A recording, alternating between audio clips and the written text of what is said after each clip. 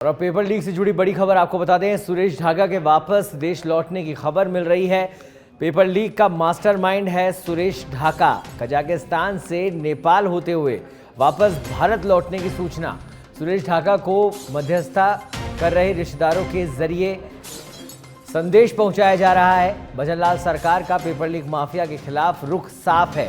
मुख्यमंत्री पहले भी कह चुके हैं कि किसी भी व्यक्ति को नहीं छोड़ा जाएगा। सुरेश ढाका अगर होता है गिरफ्तार तो कई चेहरे अब बेनकाब होंगे।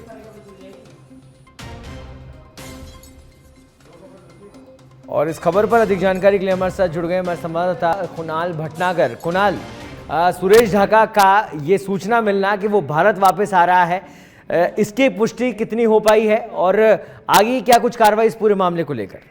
देखिए, शिक्षक भर्ती पेपर लीक मामले में ये जो सुरेश ढाका नाम का जो शख्स है, ये पूरी इस भर्ती प्रकरण का मास्टरमाइंड बताया जाता है। और अब जो सूचना मिल रही है, क्योंकि पिछले 1.5 साल से ये फरार चल रहा था, अब जो है ये सरेंडर करने की इसकी सूचना है कि ये सरेंडर कर सकता है। ये जो विदेश भाग गया था और अब इसके भारत लौटने की जो जानकारी सामने आ रही है, जांच एजेंसियां जो हैं सरेंडर कराने का इससे प्रयास कर रही हैं। सुरेश ढाका को मध्यस्थता के लिए जो इसके जो रिश्तेदार हैं, जिसके संपर्क में हैं, उनके माध्यम से इस तक जो है संदेश पहुंचाया जा रहा है। और माना जा रहा है कि जल्द ही जो है इस पर बात बन सकती है और जो सुरेश ढाका है वो सरेंडर कर सकता है। ईडी के सूत्रों के अनुसार ढाका के जो है भारत लौटने की सूचना लगभग जो ये मान के चलिए कंफर्म हो चुकी है। जो बताया जा रहा है, रूस, कजाकिस्तान और आदि देशों में जो है ये अपनी फरारी जो ये भागा था, फरार हुआ था, वहां पर ये रह रहा था। इस दौरान पता चला है कि अब जो सुरेश ढाका नाम का ये जो मास्टरमाइंड है पेपर लीक का, वो नेपाल होते हुए वापस भारत लौटा है। ये जानकारी अभी सामने आई है। ठीक है, तो अभी उसकी गिरफ्तारी को लेकर क्या व्यवस्था प्रशासन की ओर से करी गई है? क्योंकि मुख्यमंत्री तो सख्त हैं, आगे उनको क्या दिशा निर्देश है प्रशासन को इसको लेकर? देखिए, क्योंकि ये पेपर लीक का मास्टरमाइंड है, याद होगा उदयपुर में एक बस में 40 बच्चे जो हैं नकल करते हुए पकड़े गए थे अपनी परीक्षा से पहले। जब उनसे पूछताछ की गई थी तो उन्होंने सुरेश ढाका का जो है नाम बताया था। जब इसका नाम सामने आया तो ये उस समय फरार हो गया था और फरार होने के बाद ये 1.5 साल से फरार है। पुलिस ने इसकी हर जगह जो है इस पर इनाम भी घोषित किया, लेकिन ये पुलिस के हाथ नहीं लगा।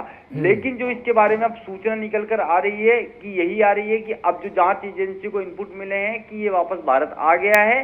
अब क्योंकि मध्यस्थता की जा रही है, जिन परिवार वालों के संपर्क में है, ये जिनसे बातचीत करता है, उनके माध्यम से इस तक जो है जांच एजेंसी संदेश पहुंचाने का प्रयास कर रही है कि जल्द से जल्द ये व्यक्ति सरेंडर करे, ताकि जो आगे की ये जो पेपर लीक का पूरा गिरोह राजस्थान में सक्रिय है, पूर्ववर्ती सरकार में जो भी पेपर लीक के मामले हुए हैं, उसकी जो है जानकारी सामने आ सके। तो अगर ये सरेंडर करता है तो ये मान के चलिए कई बड़े लोगों पर भी आंच आ सकती है, क्योंकि इसके राजनीतिक संबंध भी बताए जा रहे हैं। कई नेताओं का ये जो उनके सोशल मीडिया हैंडल है, वो भी ये जो है हैंडल करता था। ये भी बात सामने आ रही है, जो खुद के इसका जो खुद का सोशल मीडिया पर अकाउंट है, चाहे वो ट्विटर की बात करें, चाहे वो फेसबुक की बात करें, वो भी वेरीफाई है।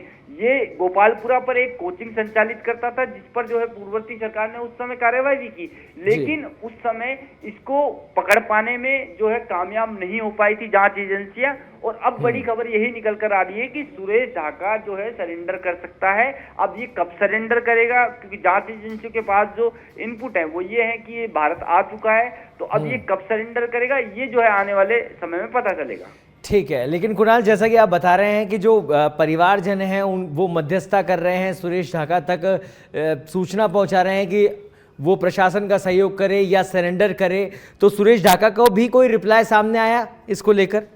अभी रिप्लाई सामने नहीं आ रहा है, क्योंकि अभी ये चीज इसलिए कही जा रही है क्योंकि जिस तरह से पहले वो अपनी फरारी एक तरह से कह सके, जब जांच एजेंसी उसको पूछताछ के लिए बुलाने का प्रयास कर रही थी, क्योंकि जिस तरह से इसकी संलिप्तता पेपर लीक मामले में सामने आई, उसके बाद लगातार इसको ढूंढने का प्रयास किया जा रहा था। उस समय खबर निकल कर आई कि नेपाल के रास्ते ये जो है बाहर भाग गया है। उस समय कामयाबी नहीं मिली थी, क्योंकि अब ये वापस भारत लौटकर आने की इसकी जो सूचना मिल रही है, उसके बाद यही प्रयास लगाए जा रहे हैं कि अब जो है ये जल्द सरेंडर कर देगा या पुलिस इस तक पहुंच जाएगी। और पुलिस इस तक पहुंच जाएगी क्योंकि इस पर ईडी का भी शिकंजा कसा हुआ है, एसओजी में इसको लेकर मामले चल रहे हैं। और ये पहले भी जो है, क्योंकि आपराधिक प्रवृत्ति का ये आदमी है, पहले भी इस पर जो है पेपर लीक के प्रकरण और चले हैं। जी, तो अभी आगे अगर ये सरेंडर करता है तो किस तरह की कार्रवाई प्रशासन करेगा, क्या तैयारी प्रशासन की? देखिए, सबसे पहले तो यही बात है, क्या सरेंडर करने पे कुछ रियायत मिलेगी? रियायत तो अब, क्योंकि सरेंडर करे सुरेश ढाका या ना करे, लेकिन इस पर ये तो कंफर्म हो गया है कि 7 साल की जेल तो जो है इसको काटनी पड़ेगी। उसका कारण है जो आज के जो मीडिया रिपोर्ट के अनुसार हम आपको बताएं, एडीजे जो एसओजी के एडीजे हैं वीके सिंह, उनके अनुसार सुरेश ढाका के खिलाफ सीआरपीएफ 82 की कार्रवाई पूरी हो चुकी है। सीआरपीसी 83 की रिपोर्ट उदयपुर कोर्ट में पेश की जाएगी और 83 की कार्रवाई होते ही 17(4)A में नई एफआईआर दर्ज करवाई जाएगी। और नई एफआईआर दर्ज होने के बाद सुरेश ढाका को 7 साल की सजा हो सकती है। सम्मत यह भी है कि पकड़े जाने से पहले ही ढाका को 7 साल की सजा हो जाए, ये है। ठीक है, चलिए बहुत बहुत धन्यवाद कुणाल इस तमाम जानकारी के लिए। सुरेश ढाका, जो कि सूचना मिल रही है भारत पहुंच गया है, अपने जो परिजन हैं उनके संपर्क में हैं और मध्यस्थता प्रशासन और सुरेश ढाका के बीच में यही परिजन निभा रहे हैं कि जल्द से जल्द वो सरेंडर करे। अब देखने वाली बात होगी सरेंडर करने के बाद क्या कुछ कार्रवाई प्रशासन की ओर से इस मामले में की जाती है।